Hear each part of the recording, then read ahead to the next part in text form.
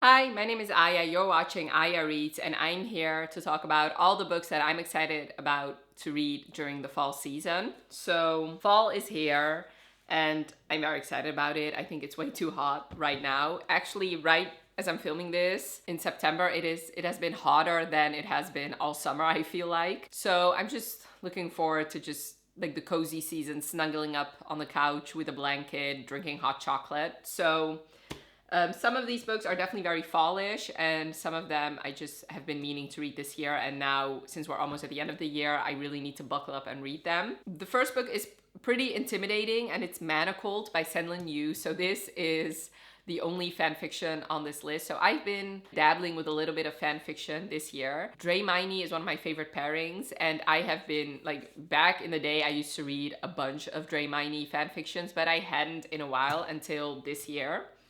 And I really want to read Manacled. Manacled is very popular, but it's pretty intimidating because it's so giant. I believe it's over 1,000 pages long. And I know that it's very heartbreaking because you follow events of like when Voldemort wins, and it's basically a Handmaid's Tale world. And you follow Hermione, and she's basically this handmaid, like the equivalent of a handmaid. She's given to Draco in order to get her pregnant so that Voldemort can repopulate the wizard world. So basically, she's raped by Draco. And I just hear it's so heartbreaking, but so beautiful at the same time, and just like mostly just heartbreak.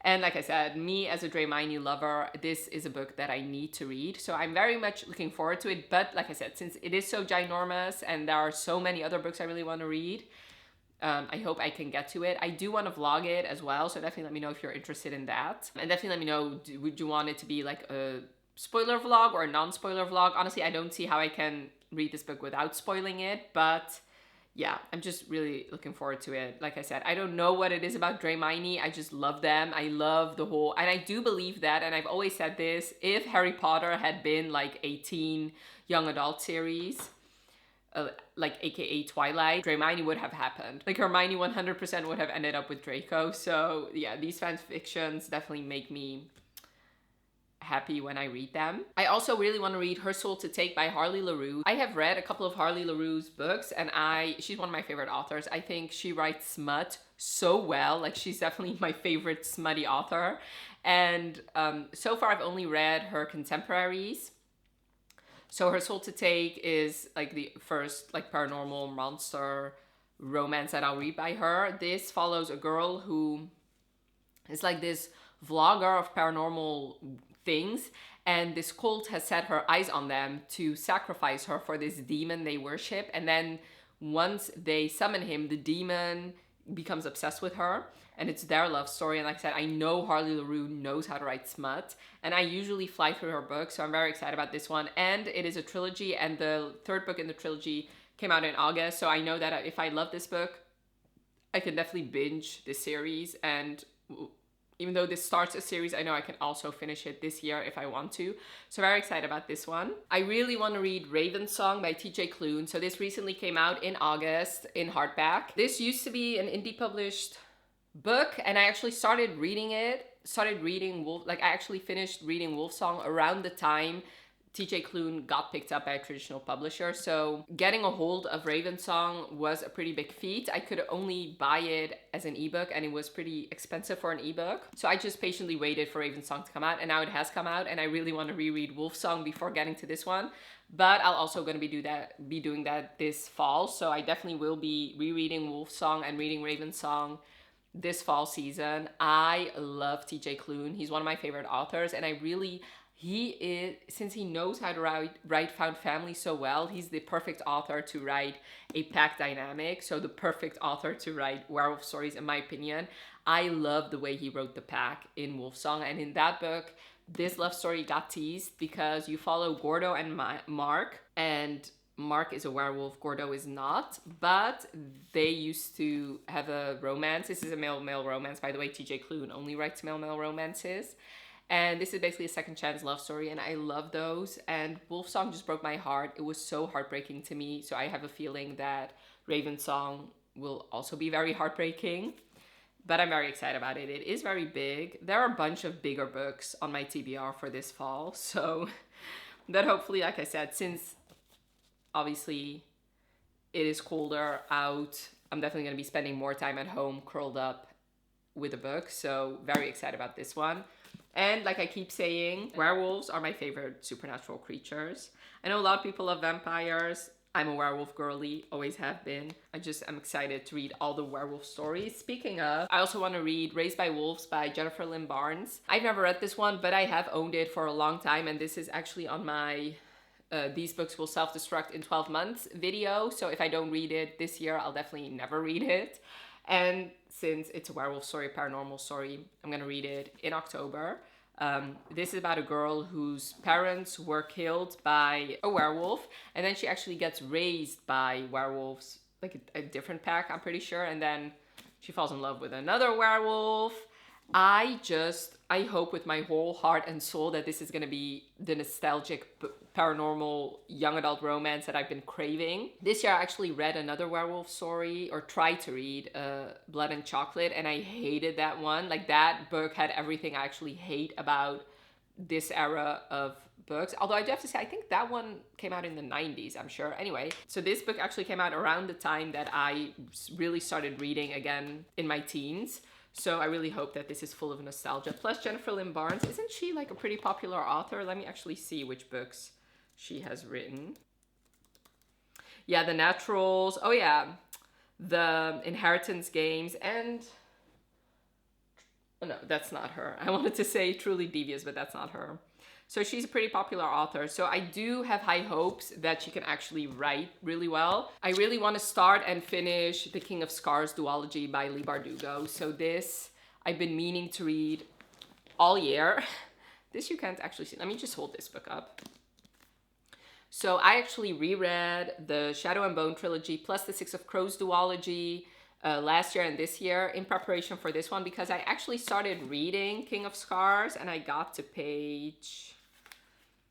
around page 60, and I felt like I was lost, so I wanted to reread the other books, and that means I really need to read this one, otherwise I'll get lost again.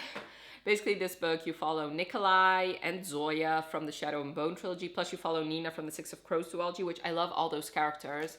The reason I've been so apprehensive to read this, and the reason I've been putting it off for such a long time, is I haven't heard the greatest things about this duology, unfortunately. The Six of Crows duology is one of my favorite books of all time, and I did really enjoy Shadow and Bone, so I still have high hopes for this one. Like I said, Nikolai, especially Nikolai, is one of my favorite characters. I need to buckle up and just read them. I know I love Leigh Bardugo's writing, and they're not that big. They're less than 500, well, they are 500 pages long, at least King of Scars is. But I have the whole fall season to read them, and I want to read these so bad. I just want to get them off my TBR. So, yes.